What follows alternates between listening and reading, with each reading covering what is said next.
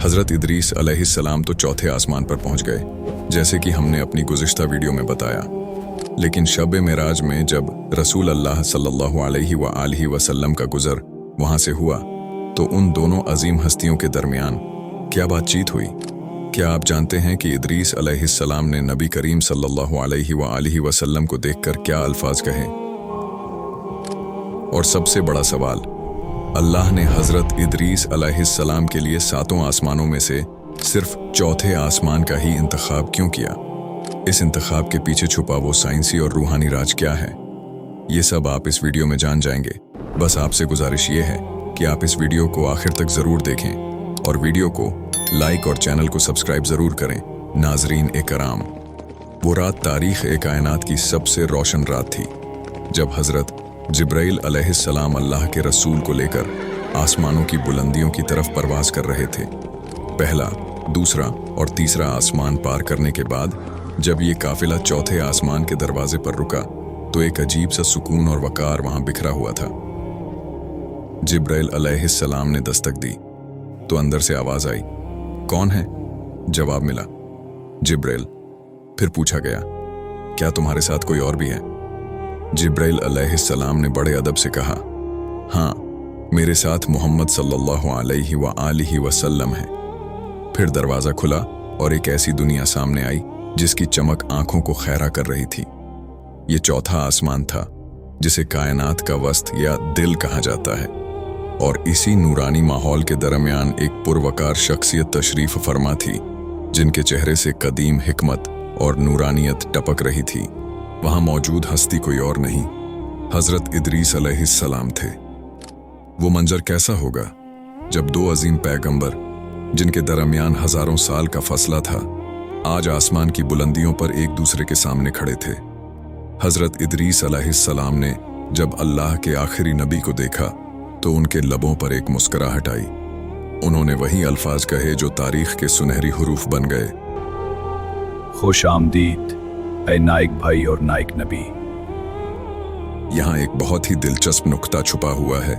हजरत आदम अलैहिस्सलाम और हजरत इब्राहिम अलैहिस्सलाम ने जब नबी करीम सल्लल्लाहु अलैहि वसल्लम को देखा था तो उन्हें बेटा कहकर पुकारा था, लेकिन इदरीस अलैहिस्सलाम ने उन्हें भाई कहा। क्यों? मुफस्सिरीन कहते हैं कि ये इदरीस अलैहिस्सलाम की आजिज़ी और उनकी इस मोहब्बत का इजहार था जो वो अपने बाद आने वाले नबी से रखते थे। इस मुलाकात में एक ऐसी तड़प और एहतिराम था जो ज़मीन वालों की समझ से बालातर है। कुरान पाक की सूरह मरियम में अल्लाह ताला फरमाता है, और हमने उन्हें एक बुलंद मकाम पर उठा लिया। लेकिन ये बुलंद मकाम क्या है? मुफस्सिरीन की बड़ी तादाद बशुमूल इमाम राजी और काजी बैजावी इस बात पर मुत्तफिक हैं कि इससे मुराद यही चौथा आसमान है। अब सवाल ये पैदा होता है कि चौथा आसमान ही क्यों? दोस्तों, कदीम इल्म फल्कियात और रूहानियत में चौथे आसमान को सातों आसमानों का मरकज माना जाता है। जैसे इंसानी जिस्म में दिल मरकज है, वैसे ही कायनात के इन 7 तबकात में चौथा तबका वो मकाम है जहां से तवाजुन बरकरार रहता है। इदरीस अलैहिस्सलाम जो जमीन पर इल्म रमल और सितारों के इल्म के बानी थे, उन्हें अल्लाह ने कायनात के इस मरकज में जगह दी जहां से वो पूरी कायनात के निज़ाम का मुशाहिदा कर सकते हैं। ये उनके इल्म और उनकी कसरत इबादत का वो सिला था जो किसी और के हिस्से में नहीं आया। नाजरीन कराम, इस मकाम पर आकर कहानी एक ऐसे मोड़ पर पहुंचती है जहां अकल हैरान रह जाती है। कुछ रिवायत कहती हैं कि जब मलिकुल मौत इदरीस अलैहिस्सलाम को अपने परों में छुपाकर चौथे आसमान पर लाए तो वहां अल्लाह के हुक्म से उनकी रूह कब्ज की गई। लेकिन क्या वो अब भी वहीं मुकीम है? इमाम बगवी और दीगर मुफस्सिरीन लिखते हैं कि इदरीस अलैहिस्सलाम इन 4 अंबिया में से एक हैं जो अब भी जिंदा हैं। 2 जमीन पर हजरत खिज्र और हजरत इलियास, और 2 आसमानों पर हजरत ईसा और हजरत इदरीस। जरा सोचिए, वो आज भी वहां बैठकर अल्लाह की तस्बीह बयान कर रहे हैं। उनकी उंगलियां शायद आज भी इन आसमानी कलमों को हरकत दे रही हैं जिनका जिक्र उन्होंने जमीन पर किया था। वो चौथे आसमान की ठंडी हवाओं में इस वक्त तक मौजूद रहेंगे जब तक सूअर नहीं फूंका जाता। ये एक ऐसा वजूद है जो वक्त और ज़मानो मकान की क़ैद से आज़ाद हो चुका है।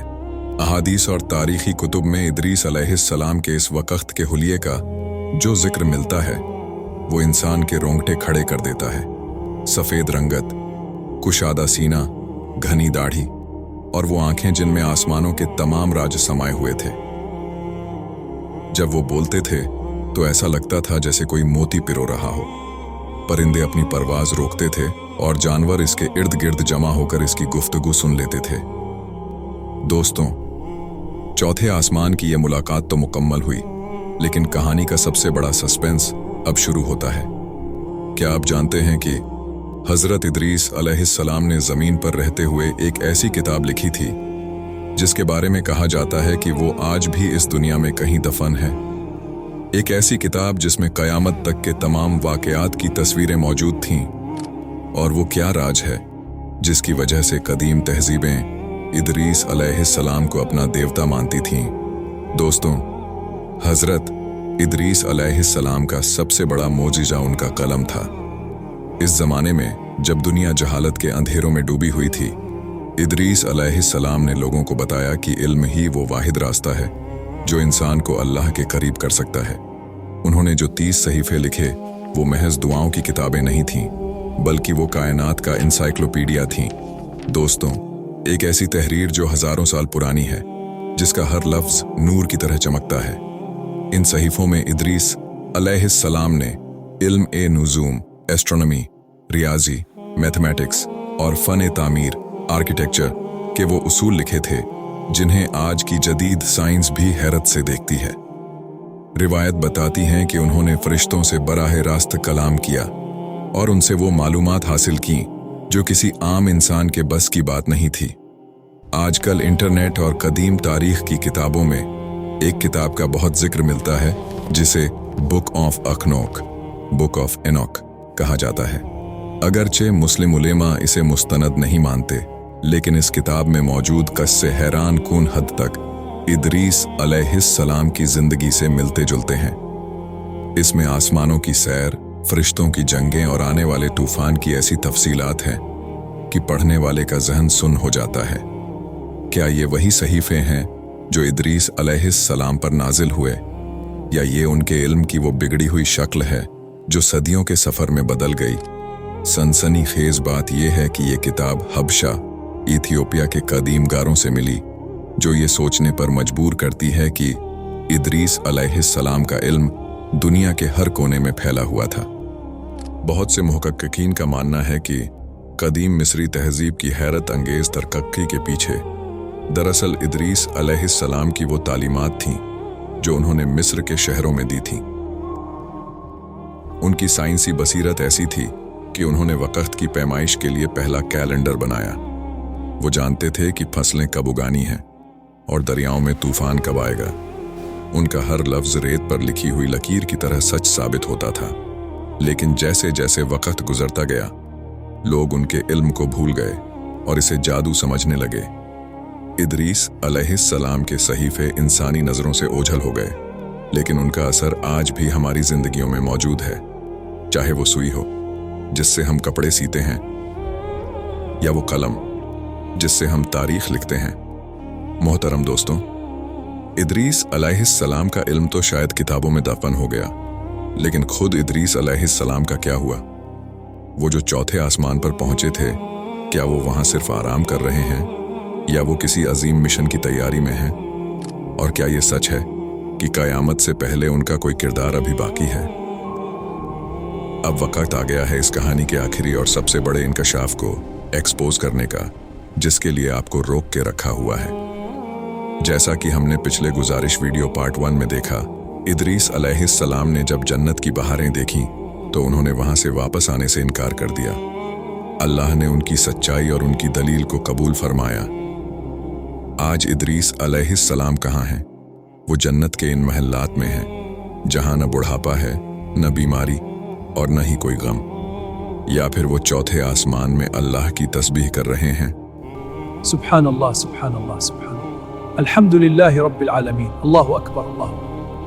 हजरत इदरीस कभी जन्नत में सैर करते हैं तो कभी चौथे आसमान में अपने परवरदिगार की इबादत इसका कोई एक ठिकाना नहीं है। प्यारे दोस्तों, इस पूरी दास्तान का मकसद सिर्फ सनसनी फैलाना नहीं था, बल्कि एक गहरा सबक सीखना था। इदरीस अलैहिस्सलाम को इदरीस इसलिए कहा जाता था क्योंकि वो दर्स देते थे। उन्होंने सिखाया कि इंसान सिर्फ गोश्त और हड्डियों का नाम नहीं है, बल्कि वो इल्म और रूह का मजमुआ है। उन्होंने कलम पकड़कर हमें बताया कि अंधेरों का मुकाबला सिर्फ रोशनी से किया जा सकता है।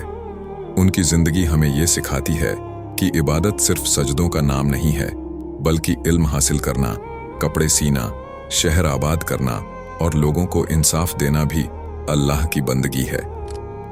वो पहले साइंसदान नबी थे जिन्होंने दीन और दुनिया के दरमियान कोई दीवार खड़ी नहीं की। हजरत इदरीस अलैहिस्सलाम की कहानी आज भी हमें पुकार रही है।